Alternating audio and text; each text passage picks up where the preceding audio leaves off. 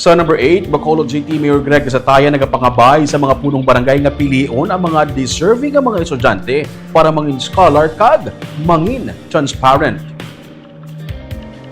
Antes pa man, ipanagtag sa tagsa ka mga barangay sa Bacolod City ang tag 200,000 pesos ka budget gikan sa opisina ni President Ferdinand Marcos Jr.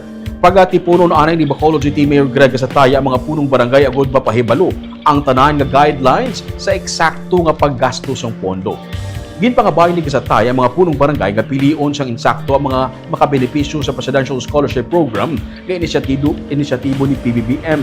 Inisunod sa iyagod, malikawan nga matabo ang mga isyu pareho sa pila ka mga barangay sa Negros Occidental matapos nga ila mismo nga mga himata ang nakasulod bilang scholars. Sa idalom sa sining nga programa, makabaton sang 20,000 pesos ang 5 ka mga presidential scholars sa kada barangay agud makabulig sa ilang mga balayran sa eskwelahan.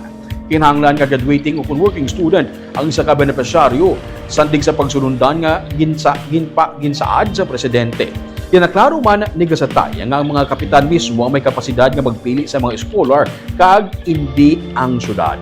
Kinahanglan man suno kay Gasataya nga ipagwa sang tagsa ka mga barangay ang mga ngalan sa mga scholar para sa transparency.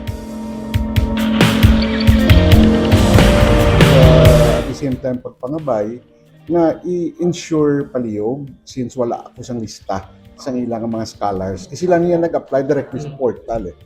No? Ang application is directly with the portal sa government.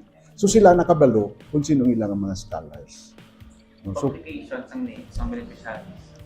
isagid na iya ka namin ngayon mo. I think there are barangays already na nag-publish sa name sa mga scholars kung tanong sino ang 5 nila ka mga scholars. So if may ara dira nga somewhat your i-ensure lang palihog nga ma-comply lang kita with what is required, what is mandated, and matutuod gid yung mga beneficiaries, no? As much as possible para hindi ka mo mag-encounter sa similar problems na natabo sa iba ng mga lugar.